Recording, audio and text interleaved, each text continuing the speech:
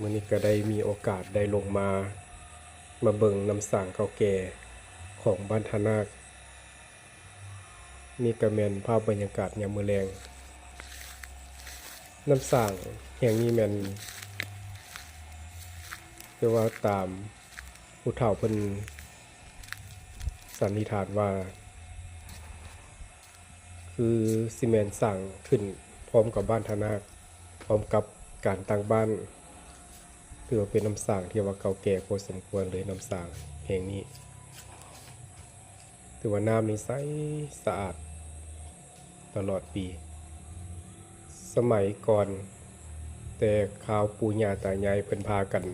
ผสมใส่น้ำสร้างแห่งนี้หมดทุกครอบครัวของบ้านทานาคว่าน้ำถือว่าใสสะอาดแบบนี้เลยที่เขาแนมเห็นอยู่นั่นเป็นขอบไม้ขอบน้ำสร้างเก่าถือว่าเป็นไม้เพราะว่าในช่วงระยะหนึ่งน้ำสร้างได้เทพังลงไปและต่อมาก็มีชาวบ้านเพิ่นได้พากันมาบูรณะขึ้นใหม่แต่ว่าไม้นั้นแม่นเพิ่นบ่เอาออกเพิ่นอนุรักษ์ไว้ให้ลูกหลานได้เบิ่ง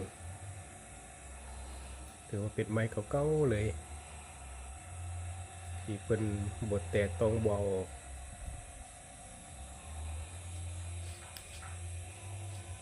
น้ำสร้างแห่งนี้จะมีแต่ข่าวอย่างน้อยนั้นเห็นหูน้ำสร้างมีอยู่2หูหนึ่งอยู่ทางทิศตะวันออกและหูหนึ่งอยู่ทางทิศตะวันตกแต่ข่าวกี้แม่นมาส่องเบิ่ง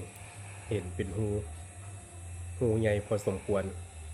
สงสัยจะแม่นหูน้ำ